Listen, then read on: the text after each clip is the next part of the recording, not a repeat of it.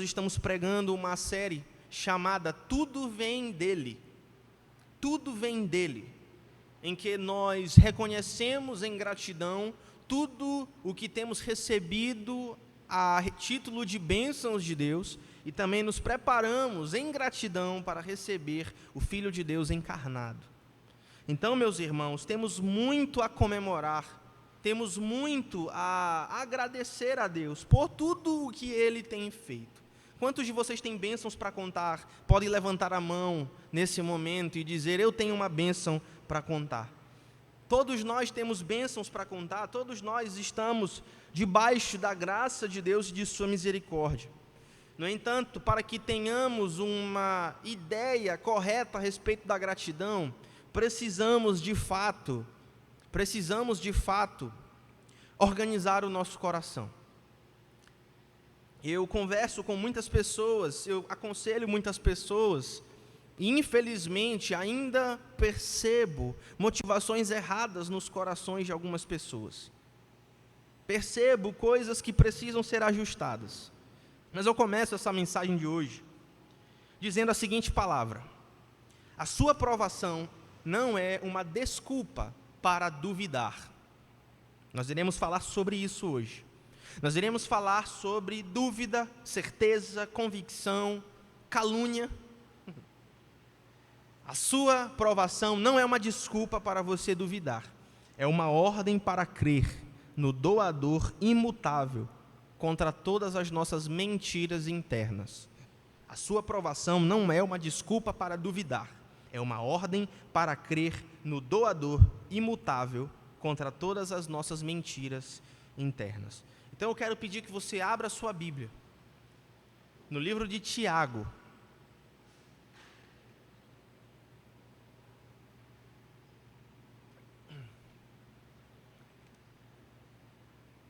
Tiago capítulo 1.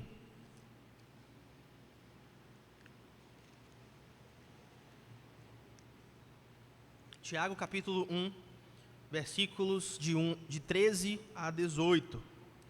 Tiago 1, de 13 a 18. Diz assim a palavra do Senhor.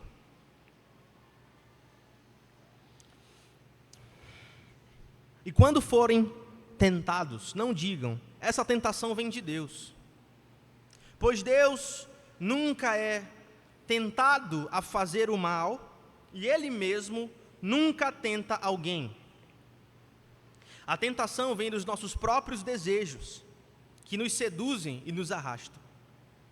Esses desejos dão luz ao pecado, e quando o pecado se desenvolve plenamente, gera a morte. Não se deixem enganar, meus amados irmãos. Toda boa dádiva, todo dom perfeito, vem do alto, do Pai que criou as luzes no céu. Nesse Deus, nesse Pai, não há variação e nem sombra de mudança. Por sua própria vontade, esse Deus nos gerou, por meio da sua palavra verdadeira. E nós, dentre toda a criação, nos tornamos os seus primeiros frutos. Vamos orar nesse momento. Pai Santo, te louvamos e apresentamos as palavras da nossa boca. Te apresentamos o meditar do nosso coração. E pedimos, Pai Santo, que tanto um quanto o outro sejam agradáveis na Tua presença. Tu és a nossa rocha e o nosso Redentor. Não te detenhas nessa noite. Manifesta em nós o Teu querer. Que o Teu Espírito, ao ser proclamado nesta noite, nos guie a toda a verdade. Oramos isso em nome de Jesus. Amém, amém e amém. Quando foi a última vez que a sua vida te machucou? Quando foi a última vez que a tua vida te machucou? Quando foi a última vez que as circunstâncias da vida trouxeram implicações dolorosas? Quando foi a última vez que você, dentro de uma circunstância da vida, foi levado a tomar uma decisão com as suas próprias mãos que trouxe dor para a tua vida?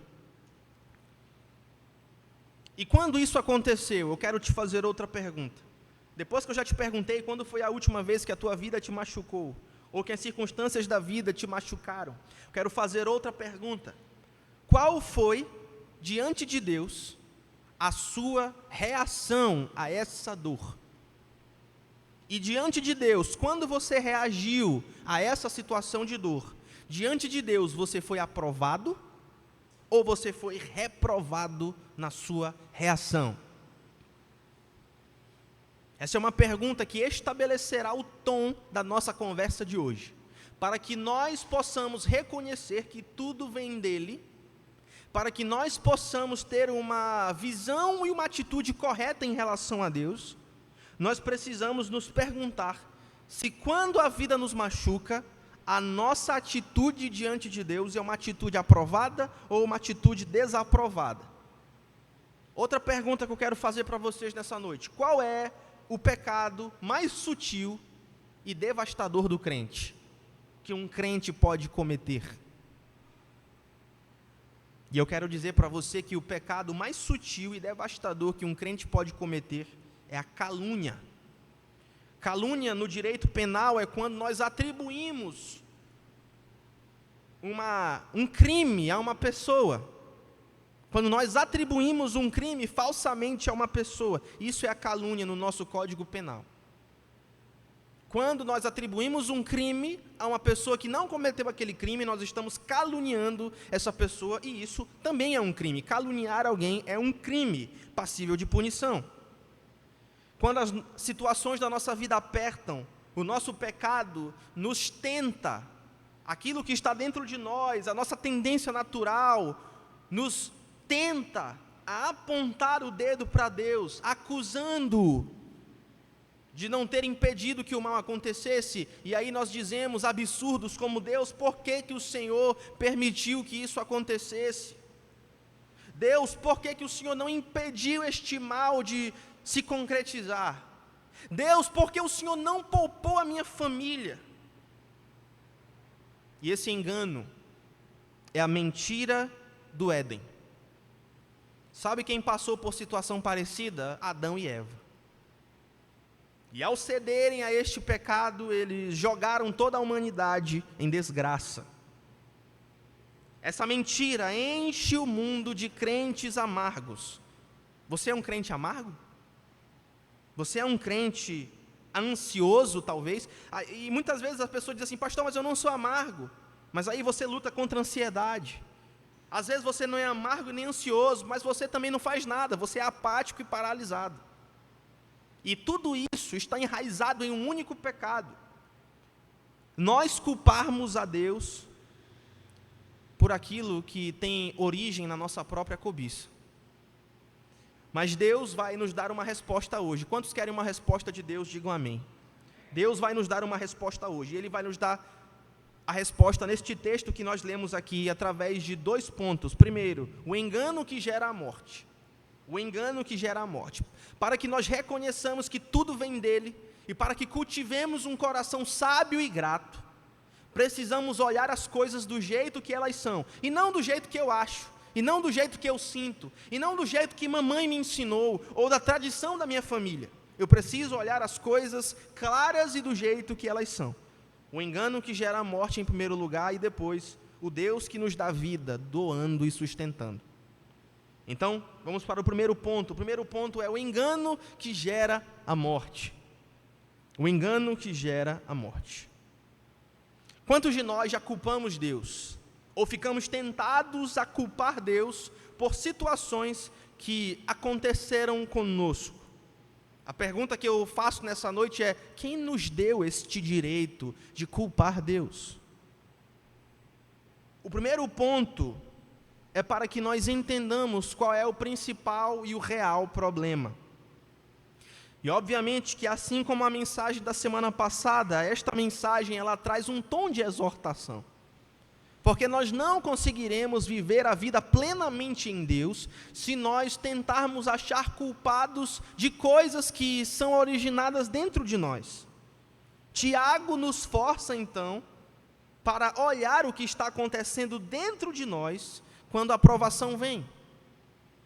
Então o problema é duplo nesse sentido, porque nós estamos sendo enganados e por causa disso nós estamos gerando morte dentro de nós. Então nós precisamos tomar cuidado. Tudo vem dele, meus irmãos, toda boa dádiva e todo bom perfeito. Só que a nossa vida muitas vezes não é feita só dessas coisas. Logo, se Deus não dá essas coisas, se Deus não permite muitas vezes que certas coisas aconteçam, essas coisas precisam de uma fonte. O versículo 16 vai nos falar do engano. Não se deixem enganar, meus amados irmãos. É isso que diz o versículo 16. Queridos, qual é a mentira mais antiga do mundo?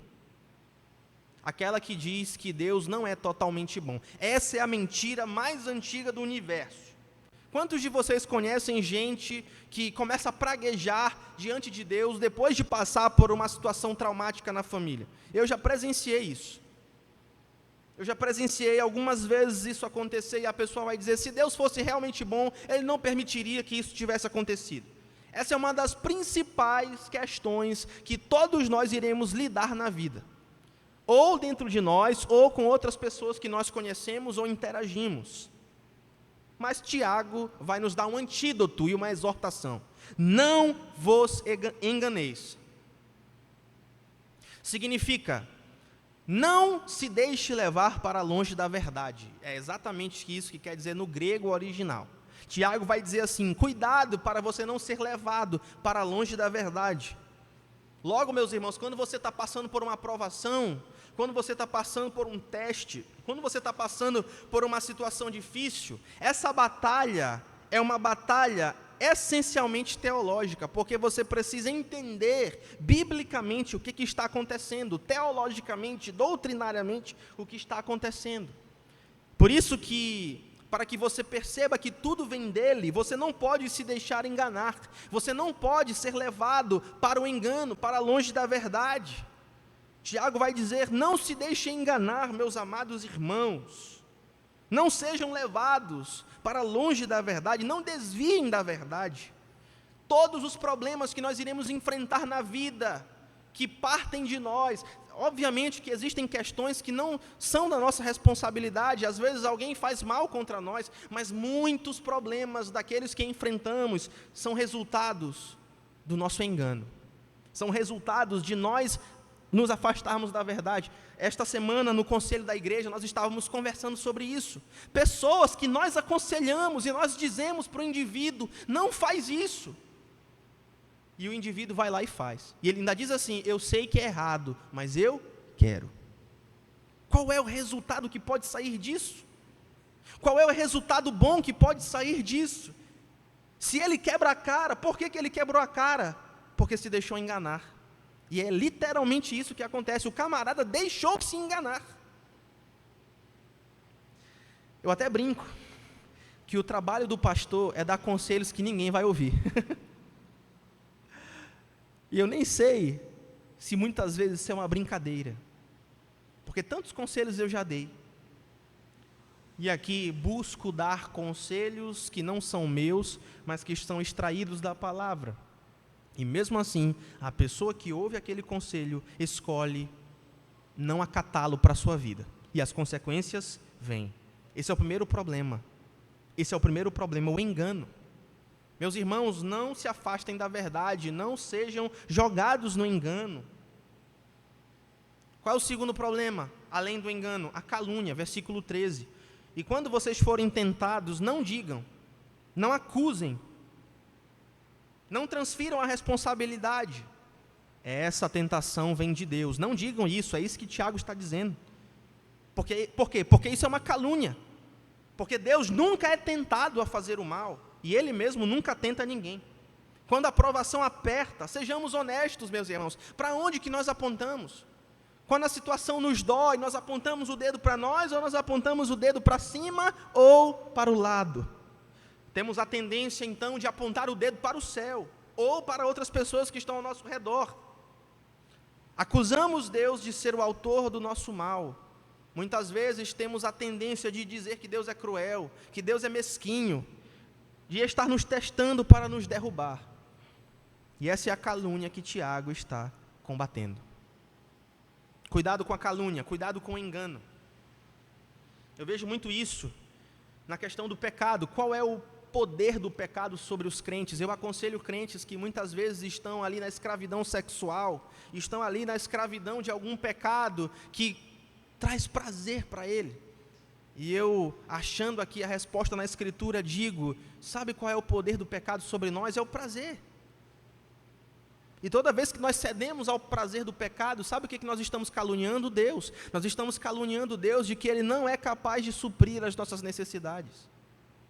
Por isso nós temos que nos envolver com falsificações. Deus tem aquilo que é real e o diabo trabalha com falsificações. Então nós precisamos tomar muito cuidado. O poder do pecado sobre nós é o prazer. E para que nós quebremos este poder, nós precisamos de um prazer superior, que é a comunhão com Deus. É disso que eu e você precisamos. Esta é a chave para que possamos combater o pecado e não permitir que sejamos afastados da verdade e não permitir que nós caluniemos Deus, que são dois pecados terríveis. Sabedoria de Deus para a tua vida. O poder do pecado será quebrado em você quando você achar em Deus um prazer superior. O poder do pecado será quebrado em você quando você achar em Deus um prazer superior. E quando nós nos afastamos da verdade, esse aqui eu estou falando do problema, tá? Todos os meus sermões são só assim, são 2 pontos só. O problema e a solução. Antes tinha 3 pontos, mas eu tirei o terceiro, porque não é necessário. Todos os meus sermões são o problema e a solução. Eu estou falando do problema aqui ainda. Qual é o problema? Nós culpamos Deus por questões que muitas vezes nós nos colocamos. Porque afastamos-nos da verdade. Segundo, porque caluniamos Deus. E terceiro, porque o desejo do pecado nasce dentro de nós. Versículos 14 e 15. A tentação vem de nossos próprios desejos, que nos seduzem e nos arrastam. Esses desejos dão à luz o pecado. E quando o pecado se desenvolve, gera a morte. Na teologia do aconselhamento bíblico, nós chamamos isso aqui da anatomia do pecado. A anatomia do pecado. O pecado, ele nasce como um desejo, mas ainda aí, ele ainda pode ser brecado. Quando o desejo nasce, nós podemos aceitá-lo ou rejeitá-lo. Quando nós o aceitamos, quando damos ao desejo o consentimento voluntário da nossa vontade, o pecado nasce dentro de nós. E quando o pecado nasce dentro de nós, nasce a morte também. E muitas vezes esse é o caminho. Meus irmãos, ninguém coloca uma arma na sua cabeça para você pecar. Ou alguém colocou já uma arma na sua cabeça? Peca agora. É por isso que eu digo para o pessoal que luta contra aquilo que a gente chama de vícios. A Bíblia não trabalha com vícios. Não existe vício na Bíblia. Existe escravidão. Vício é uma invenção da psicopedagogia moderna. Na Bíblia não existe vício. Na Bíblia existe escravidão. E nós falamos aconselhando, olha, cuidado com o consentimento da tua vontade. Alguém te obrigou a pecar? Ou muitas vezes, meus irmãos, o problema não está em Deus, está em nós. Qual é a anatomia do pecado? Qual é o pai do pecado em nós? A nossa própria cobiça. Qual é o processo do pecado em nós? Ele atrai e nos seduz. Qual é a ação do pecado em nós? Ele dá a luz. E qual é o resultado do pecado em nós? A morte. A morte. Então, queridos, nós precisamos entender como é que as coisas acontecem. Para que nós entendamos que tudo vem dele, nós não podemos achar que nós podemos nos prover algo que somente Deus pode nos prover. O que nós podemos nos prover? Cobiça, sedução, dar a luz ao pecado e o pecado gera morte. Em outras palavras, nós pecamos porque queremos. Nós pecamos porque queremos. Nunca ninguém obrigou você a pecar, nunca ninguém obrigou você a transgredir a lei de Deus e a desonrar o nome de Deus. E muitas vezes o que é pior, a gente ama esse pecado. E por isso nós não temos condições de rejeitá-lo.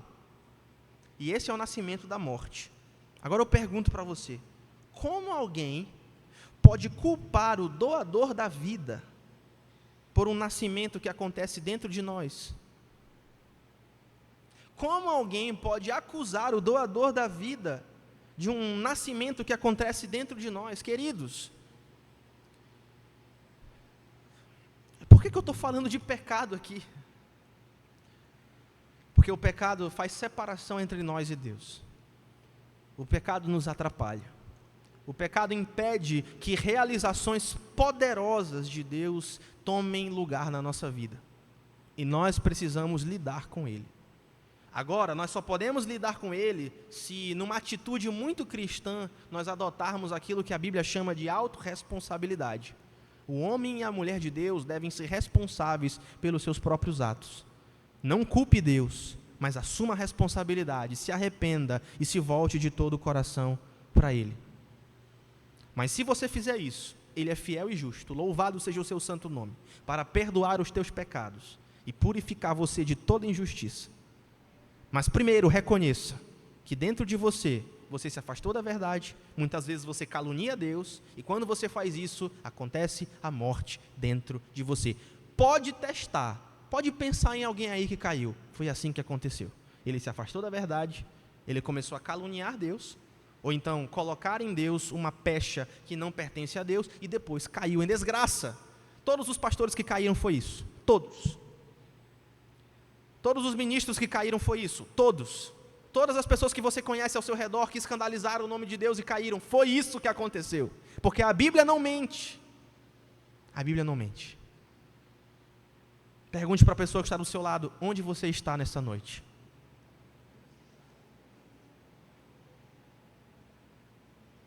Onde você está nessa noite?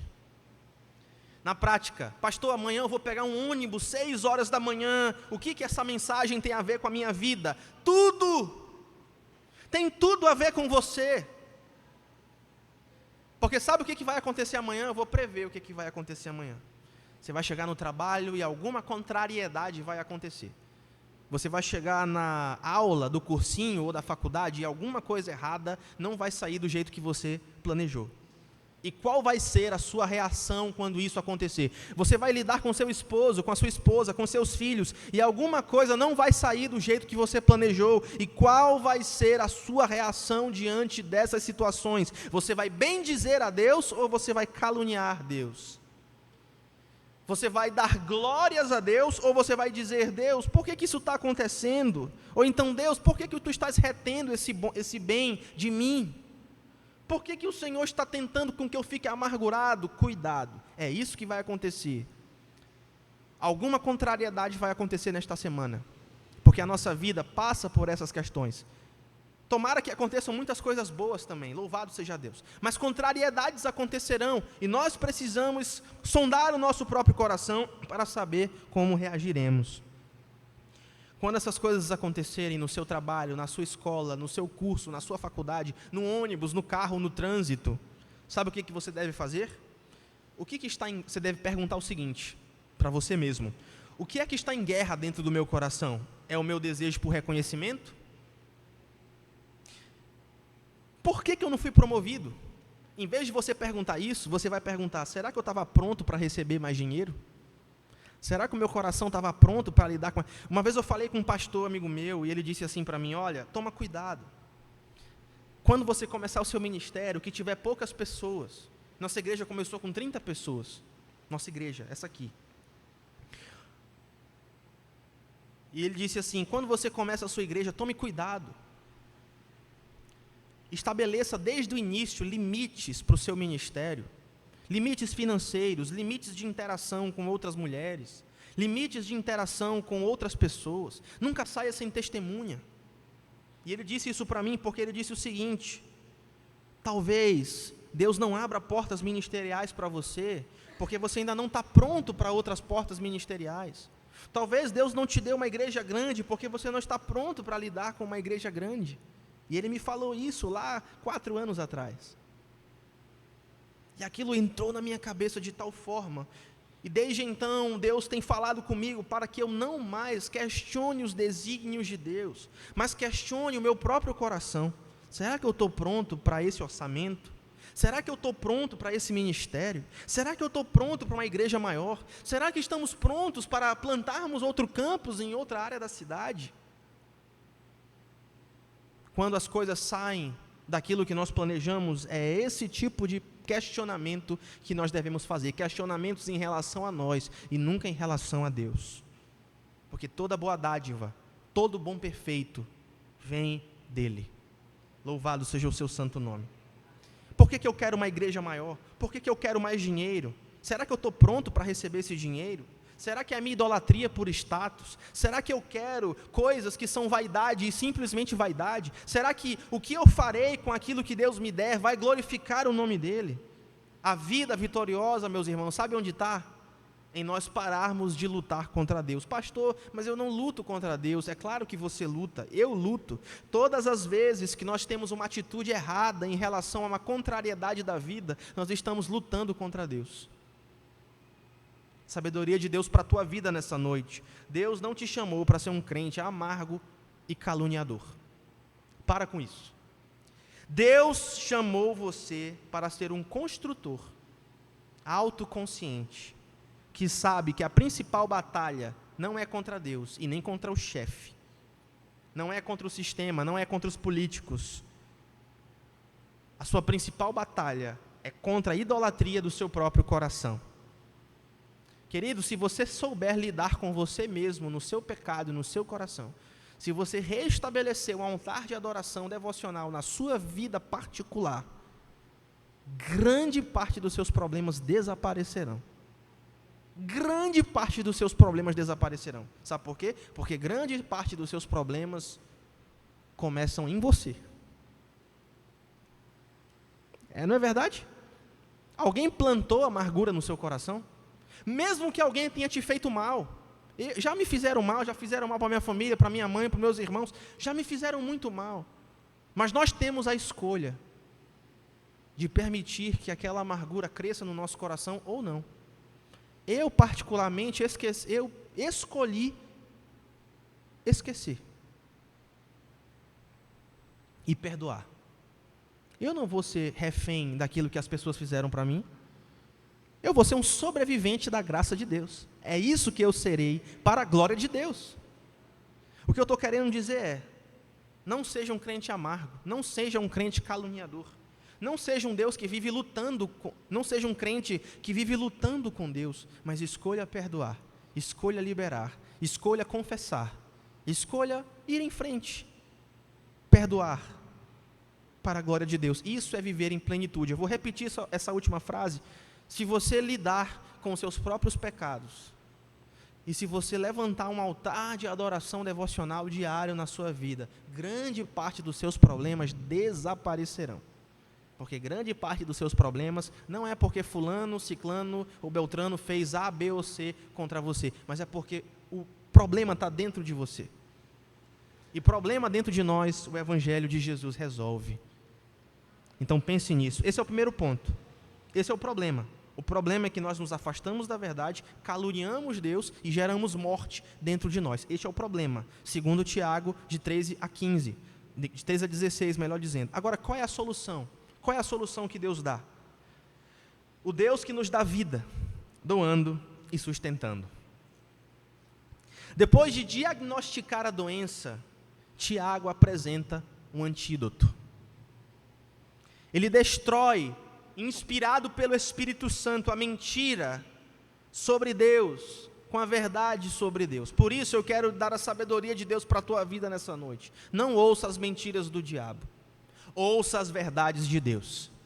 Feche o seu ouvido para as mentiras do diabo, abra os seus ouvidos e o seu coração para as verdades de Deus, em todos os níveis da sua vida.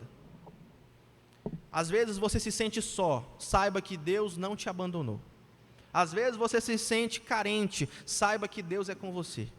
Às vezes você se sente pobre, saiba que Deus vai suprir em Cristo Jesus cada uma das suas necessidades. Às vezes você sente que não tem solução para o teu filho, para o teu marido, para a tua família, saiba que as coisas que são impossíveis para o homem são totalmente possíveis para Deus. Louvado seja o seu santo nome. Então, Tiago apresenta o antídoto contra a calúnia, contra nós nos afastarmos da verdade e contra a morte. E qual é esse antídoto? A verdade sobre Deus. E ele vai dizer que o antídoto contra todas essas mentiras é o versículo 17. Sabe o que diz o versículo 17? Toda dádiva que é boa e perfeita vem do alto, do Pai que criou as luzes no céu.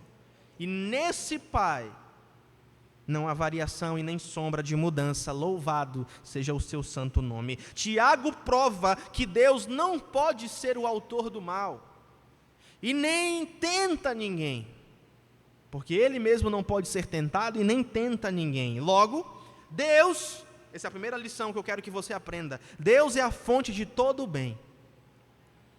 Tanto os bens da graça comum, que é um termo teológico que nos mostra que todas as coisas belas, todas as coisas bonitas, todos os cheiros, fragrâncias e sabores que nós experimentamos na nossa vida, os prazeres da vida apontam para Deus, e somente Deus pode de fato satisfazer as ânsias que nós temos de beleza, as ânsias que nós temos da graça e das coisas boas da vida.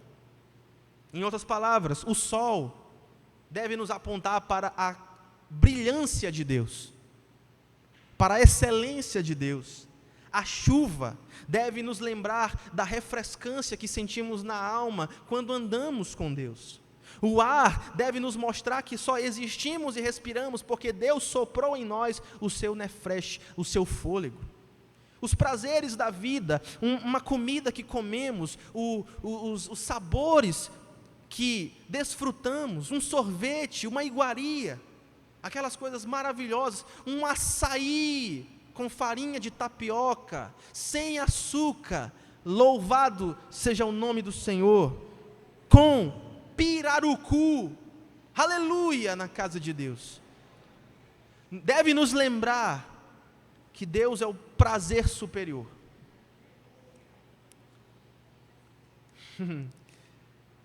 O prazer sexual, muitas pessoas entenderam errado. Nenhuma atividade sexual ou qualquer outra atividade de satisfação, como comida e bebida, podem satisfazer a nossa alma. O prazer sexual, o prazer da comida, o prazer da bebida apontam para o prazer supremo da alma de estar em Jesus. E quando nós entendemos isso, vencemos todas essas coisas. Por que um crente jejua? Porque ele está dizendo para Satanás e para o mundo que o prazer supremo da vida dele não é achado na comida, mas naquilo que sai da boca de Deus para ele. Amém? Essa que é a ideia, meus irmãos. Nós precisamos pensar biblicamente. O problema de muitos crentes é que não pensam biblicamente. Precisamos pensar mais profundamente nas coisas profundas de Deus. Ele é a fonte de todo bem, a graça comum. Toda vez que ouvimos uma música, às vezes nem uma música sacra, quando você ouve uma música clássica, uma música instrumental, ou uma música que não é a música da igreja, mas que é uma música bonita, uma moda de viola, sei lá, alguma música que você acha bonita, que não seja uma música profana, mas que é uma música bonita, ela está apontando para a beleza de Deus. Mas Deus não somente dá a graça comum, porque o versículo diz, Deus é a fonte de toda boa dádiva e todo dom perfeito. E sabe qual é o dom mais perfeito de todos? Pela graça sois salvos. E isso não vem de vós, é o dom de Deus. Deus, Ele dá graça comum, música, sol, chuva, comida, sexo, a graça comum. Mas Deus também dá a graça especial, que é a salvação. Todos vocês, algum dia, só estarão no céu diante de Deus, desfrutando da sua presença para sempre, porque toda a boa dádiva, a salvação e a graça veio dEle, e Ele é a fonte de todo o bem. E Ele não pode, por definição, ser a fonte do mal. Sabe por quê? Porque Ele é o Pai das luzes, aleluia. Ele é o Criador do sol, da lua, e Ele não é simplesmente um Deus pagão, temperamental, como eram os deuses pagãos da antiguidade, como Quemos, o deus dos Sidônios, Azerá, e outros deuses que tinham no mundo antigo, que eram deuses temperamentais, os deuses dos gregos, que o tempo todo estavam pedindo trocas. para que pudessem ser apaziguados. Deus não precisa de nada, Deus não precisa ser apaziguado. E o único apaziguamento que Deus precisa, Jesus proveu na cruz do Calvário. Além disso, Deus não somente é a fonte de todo bem, Ele não somente é o Pai das luzes, mas Deus também é imutável. As luzes que Ele criou, o sol e a lua, se movem, tanto que nós estamos de noite. Daqui a pouco será de dia, e depois será de tarde, e depois será de noite de novo. As coisas mudam, as coisas que Deus criou mudam, mas Deus não muda. Às vezes estamos de dia, e aí vem uma nuvem e deixa nublado e fica escuro, e depois vem a noite e escurece tudo. Mas o Deus que criou todas essas coisas não tem um lado sombrio. Deus é 100% luz. Aleluia. E Ele não somente é a fonte de todo bem, Deus não somente é o Pai das luzes. Que definição e designação extraordinária. Ele é o Pai das luzes. A Bíblia diz que Ele mora em luz inacessível. Além disso, Deus é imutável. E por último, a implicação lógica de tudo isso é que, se Deus é 100% luz e imutável, é impossível que Ele mude para se tornar a fonte do mal. Logo, se Deus não é a fonte do mal, tem coisa que a gente precisa trabalhar dentro de nós. Porque tem coisa errada ainda aí. Mas Deus Tiago não somente nos dá um antídoto para as mentiras através do caráter de Deus. Vamos fazer uma recapitulação rápida aqui. Primeiramente, eu falei dos nossos problemas. Quais são os nossos problemas? Nos afastamos da verdade, trocamos a verdade de Deus pela mentira do diabo, ou da carne, ou do mundo. Segundo, caluniamos Deus, dizendo: Deus, tu não deveria ter feito isso. A gente quer julgar Deus com a nossa moralidade, como se tivéssemos o direito de assim fazer. E o terceiro problema é que, quando nós nos afastamos da verdade, quando caluniamos Deus, nasce a morte dentro de nós. Este é o problema. Como é que resolvemos esse problema? Com a verdade, meus irmãos. É por isso que vocês têm que amar a verdade, vocês têm que amar este livro aqui, vocês têm que decorar este negócio aqui, vocês têm que ser aquelas pessoas que a Bíblia diz: habite ricamente dentro de vós a palavra de Cristo.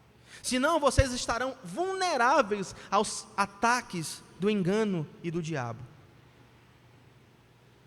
Vocês estarão vulneráveis. Mas Ele é o Pai das luzes, a fonte de todo bem, imutável. E logo Ele não pode ser a fonte do mal. Mas não para por aí. Temos outro antídoto. O antídoto do ato supremo de Deus, que é o nascimento da vida. Lembra que em nós nasce a morte?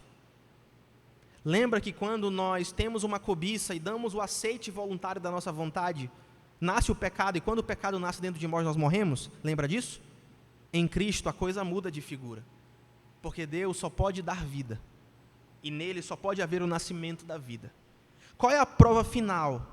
Qual é a dádiva perfeita da sua bondade? Versículo 18: por sua própria vontade, Deus nos gerou por meio da sua palavra verdadeira, e nós, dentre toda a criação, nos tornamos os seus primeiros frutos. O que nós aprendemos aqui com esse versículo 18? Lembra que quando era da humanidade, nós só podemos produzir morte?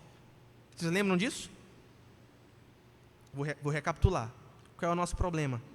Nós nos afastamos da verdade, nós caluniamos Deus, e nós damos à luz a morte, através do nosso pecado. Mas quando estamos em Cristo, Ele é o Pai das luzes, e Ele nos tornou uma nova criação, uma nova criatura de vida e não de morte. Dentre toda a criação, nós nos tornamos os seus primeiros frutos. Este é o contraste com a primeira parte. O homem cria a morte, Deus só pode criar vida. O homem cria mentira, Deus só pode criar verdade. E agora nós temos um contraste. Qual é o Pai da vida? A vontade soberana de Deus. Qual é o instrumento da vida de Deus em nós? A sua palavra, o Evangelho de Jesus. Qual é a ação que Deus fez para gerar vida em nós? Ele nos gerou.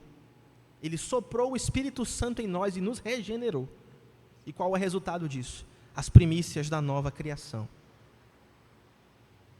Por que você insiste muitas vezes em viver como se ainda pertencesse ao velho nascimento da cobiça e da morte? Por que eu muitas vezes busco fontes rotas e fontes rachadas? Fontes de águas amargas?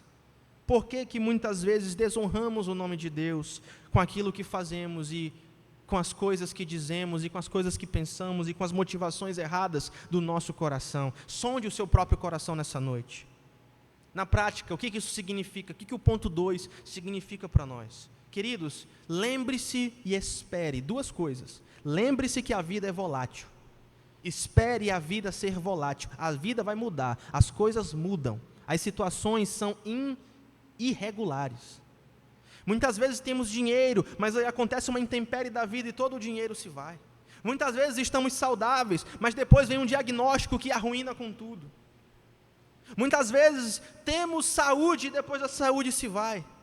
Muitas vezes temos um ente querido, mas alguma circunstância se abate sobre nós e o ente querido se vai. A vida é volátil. A vida é instável e irregular. As pessoas são inconstantes. Pessoas que você contava e com quem você confiava vão lá e te apunhalam pelas costas. O futuro do seu projeto, das coisas que você quer, você pode fazer planos, mas a resposta certa vem da boca de Deus. Nada garante que as coisas vão acontecer do jeito que você planejou. O mundo é feito de variações e sombras de mudança. Espere isso na sua vida. Mas eis a boa nova, louvado seja o nome do Senhor. Porque muito embora a vida seja volátil, muito embora as pessoas sejam inconstantes, muito embora o futuro seja uma sombra, lembre-se que a minha fonte não é o mercado, a minha fonte não é a política, a minha fonte não é a ONU, a minha fonte não é o governo do estado e nem a prefeitura, a minha fonte é o Pai das luzes, e nele não há mudança. Se no mundo há mudança e sombra de variação, no meu Pai não há mudança e nem sombra de variação. Se na palavra dos homens há mudança e sombra de variação, na palavra do meu Deus não há mudança e nem sombra de variação. Ele é o Pai das luzes. Ele é o Pai das luzes. Pai, agora eu quero conversar com você, eu já estou me encaminhando para o final. Sabe qual é o nosso problema, meus irmãos?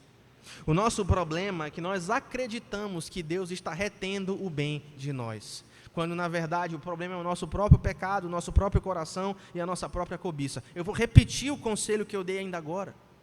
Cuide do seu coração e grande parte dos seus problemas desaparecerão. Cuide do seu coração e grande parte dos seus problemas desaparecerão. E pare de caluniar Deus. Pare de lutar contra Deus. Sabe por quê? Porque Jesus é a dádiva perfeita. Lembra que a gente estava falando que toda boa dádiva e todo dom perfeito vem dele? Sabe qual é o principal dom perfeito? Jesus Cristo de Nazaré. O Pai das luzes não reteve Jesus Cristo. Pelo contrário, ele entregou Jesus Cristo para nós, provando uma generosidade radical. Jesus observou e absorveu a nossa calúnia, e nós éramos culpados. Porque Satanás chegava diante de Deus e dizia: Léo, é isso, aquilo e aquilo outro, e isso era verdade. Satanás chegava diante de Deus e me acusava: Rick, é isso e aquilo outro, e isso era verdade.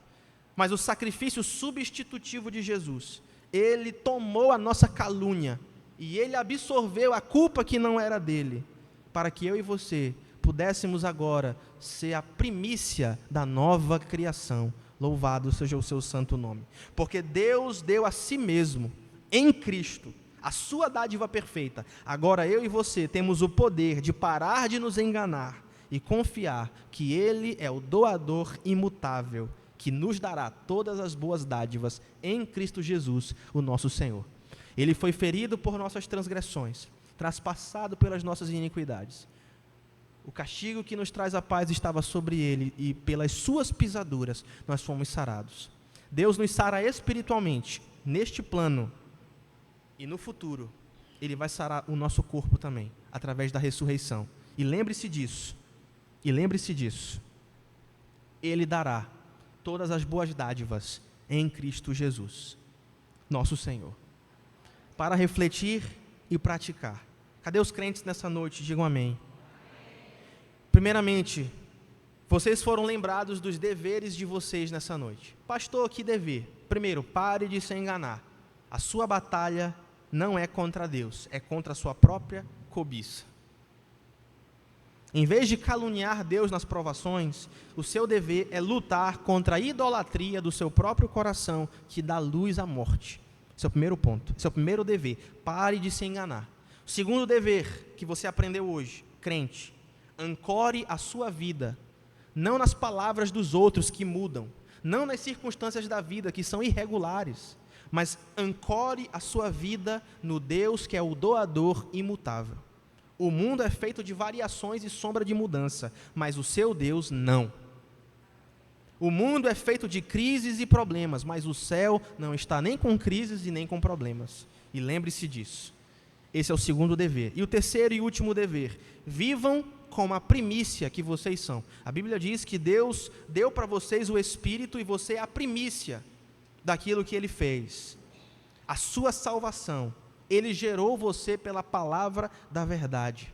Você é uma nova criatura, então pare de viver como o velho homem. Pare de viver com os modismos, com a roupa, com a fala, com as músicas, com os hábitos do velho homem. Passe a viver como um novo homem, criado segundo Deus, em justiça e retidão, procedentes da verdade.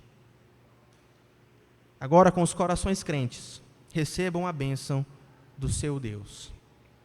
Aquele que é poderoso para guardá-los de tropeçar e de representá-los sem culpa diante da presença da sua glória, com transbordante alegria.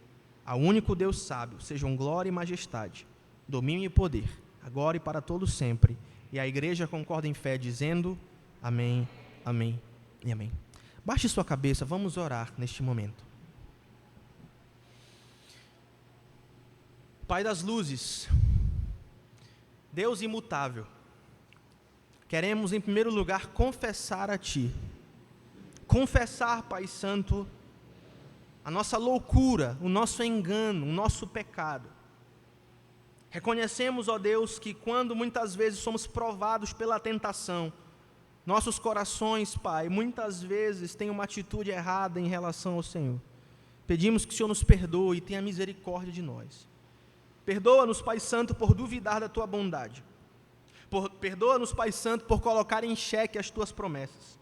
Perdoe-nos, Pai Santo, por ousarmos Te acusar de muitas vezes o Senhor ser a fonte da nossa tentação. Perdoa-nos, Pai Santo, por Te acusar e por culpar o Senhor pela morte que nasce no nosso próprio coração. Pai Santo, queremos reconhecer agora a nossa pequenez e nossa dependência do Senhor. Queremos reconhecer agora a Tua bondade. Queremos reconhecer que em Ti não há variação e nem sombra de mudança. Queremos reconhecer que Tu és a fonte de toda boa dádiva. Queremos reconhecer, Pai Santo, a graça comum que nos sustenta. As boas dádivas graciosas através da comida, da bebida, da música. As coisas ordinárias que enchem a nossa vida de cor e de alegria. E acima de tudo, Te bendizemos, Pai Santo, não somente pela graça comum, mas pela dádiva perfeita de Jesus Cristo, nosso Senhor, aquele na mesa de quem sentamos nessa noite. Obrigado, Senhor, porque segundo a Tua vontade soberana, o Senhor nos gerou pela palavra da verdade, nos tirando da morte, nos transportando para o reino do Filho do Teu amor.